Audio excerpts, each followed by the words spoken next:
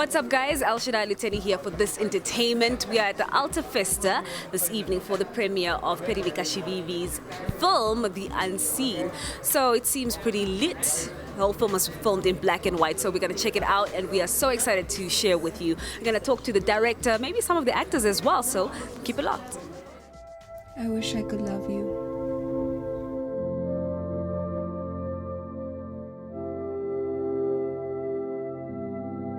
They look so ugly to me. I don't want to be ugly.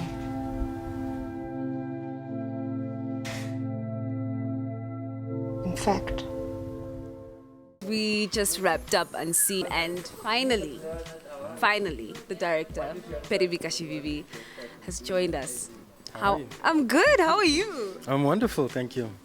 Having a bit of a fangirl moment, I must say. Unseen was amazing. I've never watched a film in black and white, like a modern film in black and white, and enjoyed it so much. Thank you so much. Why did you decide? You see, it's so lit. People can't even, they haven't even left yet. Why did you decide to have it or to film it in black and white? It's a good question, and it's a question that we get every time we screen the film. People are like, why black and white, why black and white? And I would say sometimes that, like, you know, Africa is a place is being contextualized over and over again in the past. So we expect to hear the drum, to see the bright colors, to see the shaky City of God camera work.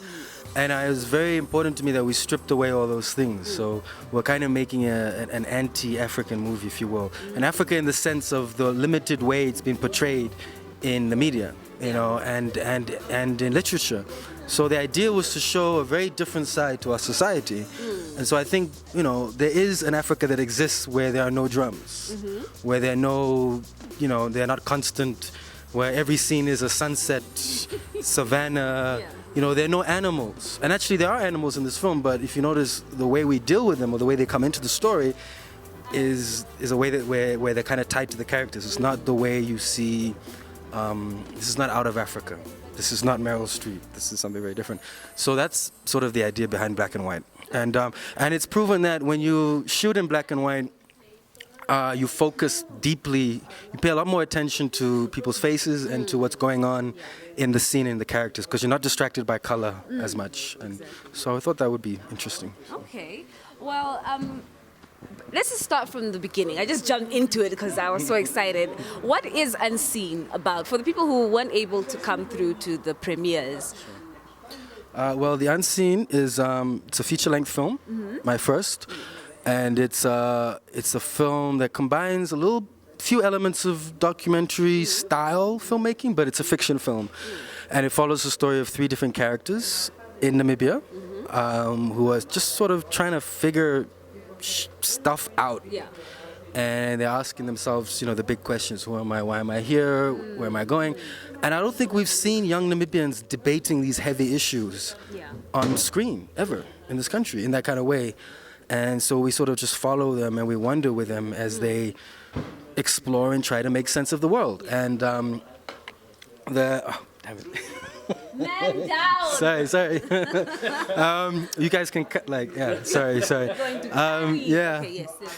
And in terms of the synopsis, the story is about an African-American actor, whose name is Marcus.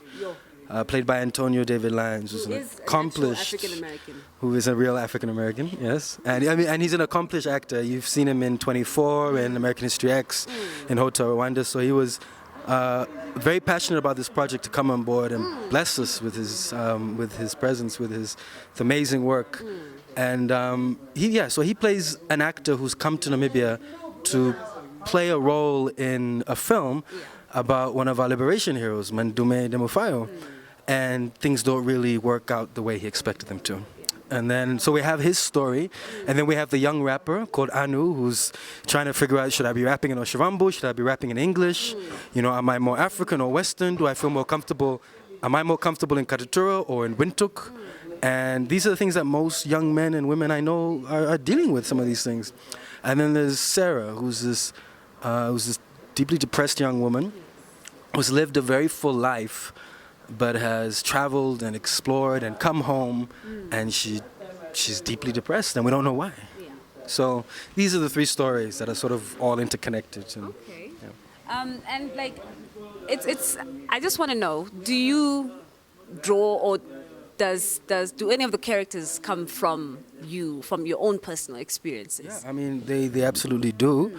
I used to do a lot of music. I can relate to the rapper, and I can relate to dealing with questions of, can I still connect with my homies, so to speak, versus, trying to sort of navigate your way through the world. And language. There are big questions about language. Why do we use English? What language should we be expressing ourselves in? I can relate to all that questioning. I can relate to the questioning that Marcus does as this African American man who's torn between taking care of his family and going on this soul searching and doing and working in his career. And something's got to give. He's kind of in this space in between where neither of those things are getting him where he needs to be. I can relate to that. I can certainly see myself in some of these people.